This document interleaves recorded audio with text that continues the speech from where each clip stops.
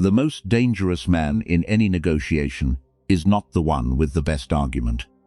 It's the one who's willing to say the least. Read that again, because it undoes how you've been taught to win. You were raised to believe whoever makes the strongest case, whoever talks best, wins the room. So when a power game starts, you load up, you explain, you justify, and every extra word is a card handed face up to the man across from you. Because the more you say, the more he learns where you're soft and what you'll accept. So here is the question that decides whether you win the quiet games that run your whole life. When a conversation turns into a contest, do you reach for more words or do you reach for the right one? Be honest, because most men bury themselves in a power game by talking and never realize the game was lost the moment they started explaining. Today I'm giving you 7 sentences, 7 flat lines, each built to end a specific power game cold, in one move, without a fight. And I'll warn you, the 7th is barely a sentence at all, and it's the most powerful of them, because it ends the game by refusing to play. Stay to the end for that. 500 years ago, Machiavelli warned princes in The Prince about the men around them who talk to manage them. The flatterers, the maneuverers, the ones who fill the air with words designed to move you. And his defense was not to outtalk them. It was to control precisely who was allowed to speak, when, and about what. The powerful man, he understood, is not the loudest in the room. He is the one who decides which words get to matter, starting with his own. Before sentence 1, drop 3 words in the comments. I say less, type it. By the end of this video, you'll have 7 lines that do more with a sentence than most men do with a speech. Before the 7, understand the ground rule they all stand on, because it is the opposite of everything you were taught. In a normal conversation, words connect people. In a power game, words are currency, and most men spend theirs like they're on fire. Watch what happens when someone challenges a man in a meeting. He floods, he over-explains, he stacks reason on reason, and with every sentence he sounds less certain, not more, because certainty is quiet and doubt is wordy. The room feels it before anyone can name it. The man defending at length has already conceded that he needs to defend. He's negotiating against himself, out loud, for free. Now watch a man who understands the ground rule. He's challenged, and he says one calm line, and then he stops. And the silence after his sentence does more work than a paragraph could, because it hands the discomfort back across the table. The other man now has to fill the quiet, and filling quiet is where people expose themselves. This is the entire secret under all 7 sentences. You are not trying to win the exchange with volume. You are trying to say the one thing that forces the other man to keep talking while you keep still, because the man who is still is reading, and the man who is talking is bleeding. Think about why this is so hard for most men, because understanding it is half the battle. Silence in a tense moment feels like weakness. It feels like you have nothing to say, like you are losing, like the other person is winning the space. Everything in your body pushes you to fill it, to prove you are not beaten, to get the last word. That instinct is exactly what gets exploited. The people who run these games are counting on your discomfort with quiet, because they know that a man who cannot sit in silence will talk, and a man who talks gives them everything they need. The 7 sentences all work by flipping that instinct. Instead of filling the silence, you place one calm line into it and let the silence do the rest. You have to retrain the reflex, from fill the quiet to trust the quiet, and once you do, the games that used to beat you stop working overnight. And this connects straight to where we were last time. In the last episode of the Power Laws, you learned the cold protocol for when someone disrespects you in public. That was defense. For the shot you didn't start, these 7 sentences are offense. They are how a man of the pack ends a power game before it becomes a public shot at all. Quietly, in one line, so the fight never gets the chance to start. Here's the first. Sentence 1, for the game of the loaded statement. What makes you say that? Someone drops a line, meant to move you. You're being too sensitive. Everyone's noticed you've been off. Are you sure you're up for this? It's a statement built to make you defend, to put you on your heels, explaining yourself. The trap is that any defense confirms the frame. Argue that you're not too sensitive, and you sound exactly like a sensitive man arguing. So you don't argue, you ask, calm and genuine. What makes you say that? Feel what it does. It takes the loaded statement, which was designed to land on you, and hands it back to the person who threw it, asking them to justify it out loud. And most load statements have nothing under them. They were tossed out to knock you off balance, not because the thrower has a real case. Asked to explain the claim plainly, they either have to produce evidence they don't have, or admit there was nothing there. Either way, you never defended, you never took the frame, and the burden is now sitting in their lap where it belongs. This is the first move of a man who has learned that questions are heavier than defenses. This week, the next time someone hands you a loaded line, do not explain yourself. Ask what makes you say that and go quiet. Watch it in a real scene. A coworker, in front of the team, says you seem a little overwhelmed lately. Said with fake concern, engineered to plant doubt about you in the room. The old move is to defend, no, I'm fine, I've actually got everything handled, which sounds exactly like an overwhelmed man insisting he's fine. The new move is 4 calm words. What makes you say that? Now the coworker has to either produce a specific example in front of everyone, which he probably invented and can't back up, or retreat to, well, just a feeling, which evaporates the moment it's said out loud. He aimed to plant doubt about you. The question forced him to plant it about himself. You said 7 words total, and the room watched him fold. Sentence 2, for the game of the endless argument. I'm not going to argue about this. Some people don't want to resolve a disagreement. They want to keep you in it. Because as long as you're arguing, they have your attention, your energy, and a shot at wearing you down. You've felt this. The argument that goes in circles. The person who reframes every point so it never ends. The sense that you're running on a wheel. The mistake is thinking you can win it by arguing better. You can't, because winning was never available. The game is the argument itself, and the only way to win a game like that is to leave the board. So you say it flat. I'm not going to argue about this, not angry, not storming off, just a calm, final statement of fact, and then you do not add to it. No justification for why you won't argue, because a justification is just more argument. The sentence works precisely because it refuses the thing the other person wanted, which was your continued participation. You have not conceded the point. You've simply declined to keep feeding the fire, and a fire with nothing to feed it goes out. Machiavelli's principle holds here. You decide which words get to matter, and you have just decided that these ones don't. The man who can end an argument by refusing it, without heat, holds a power the endless arguer can never touch. You know exactly the person this is for. The one who turns every discussion into a debate that never lands anywhere, who answers every point with a new point, who somehow always has energy for one more round at midnight when you have work in the morning. He is not trying to be right. He is trying to keep you on the wheel because your exhaustion is his win. The longer he keeps you spinning, the more likely you cave just to sleep. The old you fought harder, built better arguments, stayed up later, and lost anyway, because the game was rigged. The new you says, calm and final, I'm not going to argue about this, and then goes silent, and does not re-enter no matter how he tries to bait you back. He will try. He will say so, you just won't discuss it, like that's a flaw.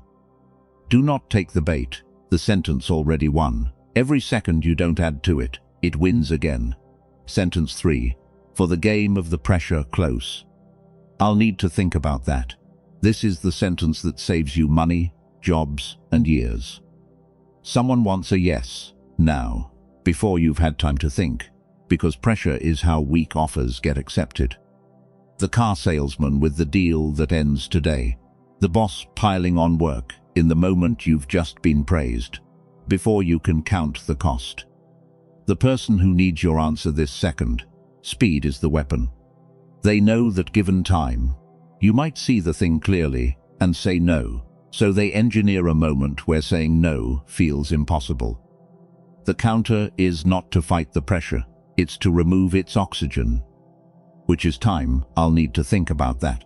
Calm, pleasant, immovable. It does not reject the offer, which would invite a harder push. It simply takes the decision out of the pressured moment and into a room where you can see straight. And a good offer survives that room while a manipulative one falls apart in it, which is exactly why the pressure existed. Anyone who cannot let you have a day to think was never offering you a fair deal. Watch how they react to the sentence, because the reaction tells you everything. The fair dealer says, of course. The manipulator pushes harder, and in pushing, shows you his hand. This week, the next time someone needs your yes right now, give them this sentence instead, and watch what the delay reveals. Here is where it saves the most. A salary conversation. They offer a number and then, quickly, so can we count on you? Are you in? The pressure is the speed, because a number said out loud and accepted in the same breath never gets examined. The man who says yes in the room, grateful, relieved it's over, leaves money on the table every single time. The man who says, I'll need to think about, that turns a closed deal back into an open one, and in the day he buys himself, he researches the market, calculates what the role is really worth, and comes back with a counter he could never have found, under the pressure of the moment. Same job, same offer, and the only difference between the two men is one sentence and the nerve to delay. One walked away with the first number, the other walked away with the real one. Quick question, and men split on this hard. In a tense negotiation, who has the advantage? The man who speaks first, or the man who can sit in silence longest? Half of you believe the confident man leads, speaks, sets the terms. But think about the last time you talked to, fill an uncomfortable silence, and gave away more than you meant to. The silence wasn't empty, it was a test, and the man who could hold it won. Drop your take below, speaker or silent, and here's the harder one, the audit. In your last real negotiation, a salary, a deal, a disagreement that mattered, did you talk too much? Be honest, most men do, and never connect it to why they lost. Sentence 4, for the game of the unreasonable request. That doesn't work for me. Here is where most men fail completely, because they were raised to believe that no requires a reason, and that the reason has to be good enough for the other person to accept. So when someone asks for something unreasonable, they over-explain the refusal, offer excuses, apologize, and hand the other person a dozen threads to pull. Well, if it's just because of the timing, what if we moved it? Every reason you give is a door you just installed for them to walk back through. The unreasonable asker does not need your no, he needs your reasons, because reasons are negotiable and a flat boundary is not. So you give no reason at all. That doesn't work for me. Complete sentence. Full stop. It is not rude. It is not angry. It is simply final. And its power is that there is nothing in it to argue with. You cannot negotiate against a preference stated as a fact. The moment you add because, you have reopened the negotiation you just tried to close. This is the hardest sentence for most men to say, because it feels like it needs justification, and the discomfort of leaving it bare is exactly the discomfort the unreasonable asker was counting on. Learn to let it sit there, unexplained, and you have learned to hold a boundary that cannot be picked apart. This week, say it once, with no because attached, and feel how strange and strong the silence after it is. See it in the wild. A relative asks to borrow money you don't want to lend, or a co-worker tries to hand you their work on a Friday afternoon. The over-explainer says, "Oh, I'd love to help, but it's just that things are tight right now, and I've got so much on," which hands them a menu of objections to solve. Well, it's only a small amount. Well, it wouldn't take you long. Every reason becomes a door. The man who says that doesn't work for me, and nothing else, has no doors to walk through. There is no thread to pull on a stated fact. The request dies in the open air, not because he was harsh, but because he gave the other person nothing to negotiate against. A boundary with a reason is a request for permission. A boundary with no reason is a fact. Learn the difference, and people stop testing your edges, because there is no edge left to test. Sentence 5. For the game of the fake consultation. It sounds like you've already decided. Sometimes a person isn't really asking for your input. They've made up their mind, and they're staging a conversation to make you feel involved, or to get you on record, agreeing to something they're going to do anyway. The manager who wants your thoughts on a plan that's clearly locked. The partner, presenting a decision dressed up as a question. If you engage as if your opinion matters, you legitimize the theater. You hand them your consent for something you never actually got to weigh in on. So you name it, calmly. It sounds like you've already decided, not accusatory, just an observation, laid flat on the table. And it does something the fake consultation cannot survive, which is that it makes the pretense visible. Now they have to either admit the decision was made, which ends the theater, or genuinely reopen it to you, which gives you the real input the charade was designed to fake. Either way, you have stepped out of the role they cast you in. You refused to perform consent. Machiavelli understood that the dangerous flatterer is the one who makes you feel consulted while managing you, and the defense is to see the management and name it quietly, without drama. Naming a game out loud is often all it takes to end it, because most games only work in the dark.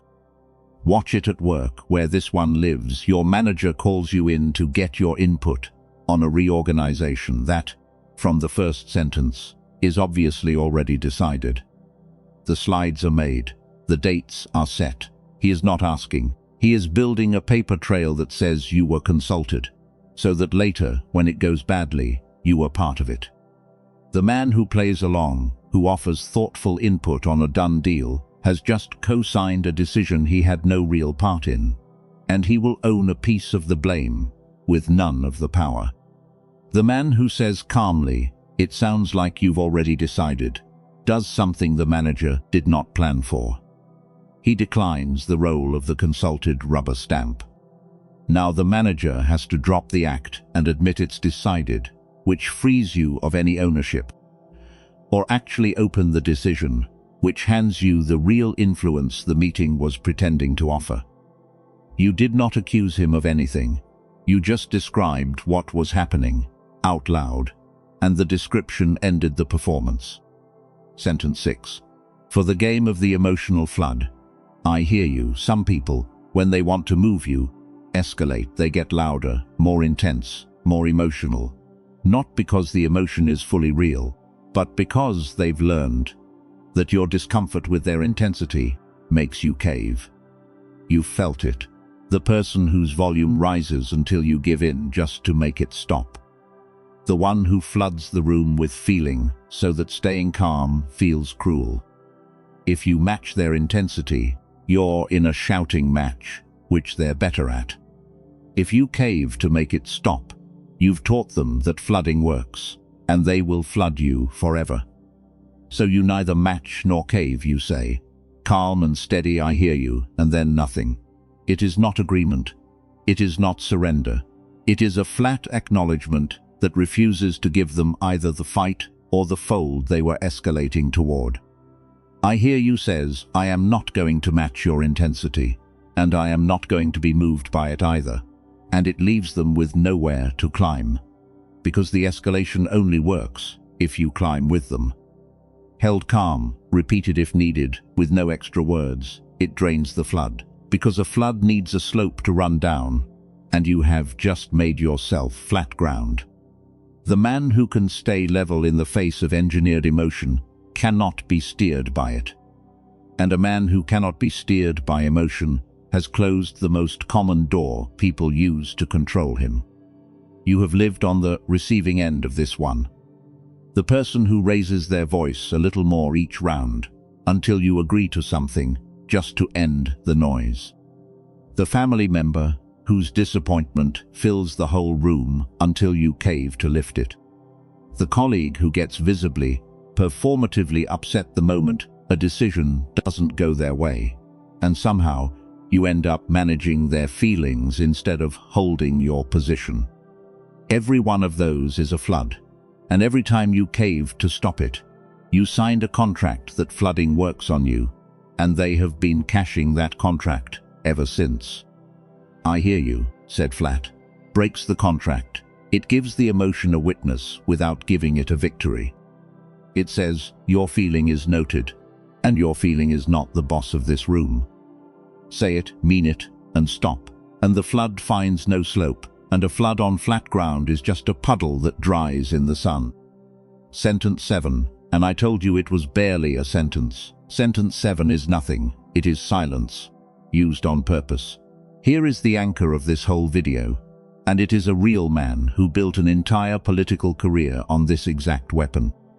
His name was Calvin Coolidge, the 30th President of the United States, and his own country nicknamed him Silent Cal, because he treated words like an endangered resource, spending them only when necessary, and never one more than that. This was not shyness, it was strategy, documented across his whole career. When Boston's police force went on strike, and the nation waited to see what the young governor would do, he did not give speeches. He sent one telegram, one sentence, that made him famous overnight. There is no right to strike against the public safety by anybody, anywhere, any time. He did not argue the point across 100 sentences. He ended the debate with one, and then he stopped talking. There's a famous story about Coolidge, and it's so perfect that historians still debate whether it really happened, which tells you everything about the reputation he built. As the story goes, a woman seated next to him at a dinner told him something. She'd bet she could get more than 2 words out of him all evening. He looked at her and said, "You lose," and said nothing else. Whether or not that exact dinner happened, the story stuck to Coolidge and no one else. It captured something true about him. He understood that silence is not the absence of a move. It is a move, often the strongest one available. And here is the part people miss about Silent Cal. During his presidency, the national debt fell from over $22 billion to under $17 billion. He was not a passive man who happened to be quiet. He was an effective man who had learned that talking is usually how you lose, and silence is often how you win. This is why silence is sentence 7, the most powerful of them all. When someone asks a question designed to trap you, you do not have to answer it.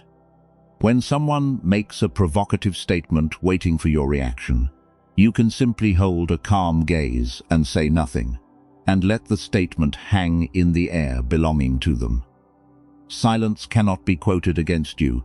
Silence cannot be argued with. Silence forces the other person to keep talking, and the one who keeps talking is the one who eventually reveals too much. Most men are terrified of silence in a tense moment and rush to fill it, and in filling it, they hand over the game. Understand the mechanism, because it is why silence beats every clever sentence. Every other move in a conversation gives the other person something to grab. An argument can be countered, a boundary can be tested, a question can be dodged, but silence offers nothing to hold, nothing to push against, nothing to twist. It is the one move with no surface, and it does something to the other person that words never can. It makes them uncomfortable, and discomfort makes people talk, and talking makes them expose the very thing they were trying to hide. You do not have to extract anything. You just have to wait, calm, unbothered, and let their own discomfort do the extracting for you.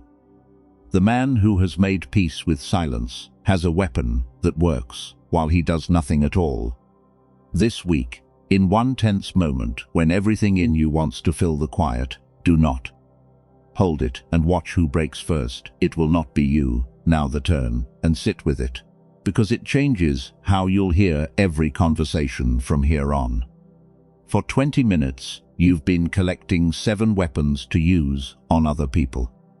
But these 7 sentences are not rare, secret tools that only you now possess. They are the exact moves that skilled people have been running on you your whole life. That calm, what makes you say that a colleague hit you with, that left you scrambling to justify yourself. The I'll need to think about that a person used to slip out of your grasp right when you had them. The flat silence a negotiator held while you nervously talked your own price down. You have been on the receiving end of all 7 many times, and you filed each one as the other person just being confident, or hard to read, or difficult. They weren't. They were playing the game, and you didn't know it was being played. That is the real gift of this video, and the cold part of it. You did not just get 7 weapons, you got the ability to see them coming. From now on, when someone asks you a flat question and goes silent, you will feel the move for what it is. When someone says that doesn't work for me, with no reason attached, you will recognize the boundary being set on you. You will start hearing the games in real time, in conversations you used to think were just conversations. And once you can hear them, you cannot be run by them, because the entire power of these sentences depends on the other person not knowing the game is being played. You know now. That is the tier you just climbed. The man who knows the moves cannot be moved by them. And you will start to see who around you already knew all 7. The friend who always seems to get his way without ever seeming to push. The boss who somehow ends every negotiation ahead. The quiet relative everyone defers to without knowing why. They were never louder than you, or smarter than you, or more aggressive than you. They just talked less, and asked more, and were comfortable in silences that made you squirm. You mistook their restraint for a personality. It was a strategy, and now it is one you own too. The uncomfortable truth is that some of the people closest to you have been gently running these exact moves on you for years. And the reason it worked is simple. You could not see it. You thought you were just agreeing. You were losing a game you did not know was on the board. You will not lose it the same way again, because from today you can hear the sentence land, and a move you can see is a move that no longer works. So there they are, 7 sentences that end any power game. What makes you say that for the loaded statement, "I'm not going to argue about this," for the endless argument? I'll need to think about that. For the pressure, close. That doesn't work for me. For the unreasonable request. It sounds like you've already decided. For the fake consultation. I hear you. For the emotional flood. And silence, the sentence that ends the game by refusing to play it. 7 lines, each one doing what most men try and fail to do with 100. And the audit from the middle. Did you talk too much in your last real negotiation? If the honest answer was yes, you are not alone, and now you know the fix. It was never that you needed better arguments. It was that you needed fewer words, and the nerve to let silence do the work. The strongest thing you can say in most power games is less, and the strongest move of all is often nothing, held calm, and long enough that the other man fills the space and hands you the win. Here's what changes once these live in you. You stop over-explaining, and people stop steamrolling you. because there's nothing left to push against. You stop rushing to fill silences, and you start winning the games that happen inside them. And slowly you become the man Machiavelli described, and the man Coolidge actually was, the one who decides which words get to matter, and who has learned that the fewer he spends, the more each one weighs. People will start describing you the way they described Silent Cal. Hard to read, impossible to rattle, always seems to know something you don't. You will not be doing anything mysterious. You will just be saying less, and meaning all of it. Say it one more time, and mean it. I say less 7 sentences, and the discipline to stop after each one. That's the whole game. If this handed you the 7, you're one of the pack. Subscribe and stay close, because this is one law in a series on how power actually moves. These 7 sentences win the clean games, but some people don't play clean. They lie, they guilt, they twist, they manipulate in ways a flat sentence alone won't stop. There are 7 counters for the man who plays dirty.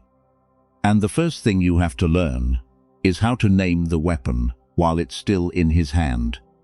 That's next in the Power Laws. New episode Thursday. Don't miss it. Say the one right line, not the 10 wrong ones. Ask, don't defend. And when the moment gets loud, get quiet and let the silence hand you the game. Because the man who says the least, in the end, is the man who holds the most.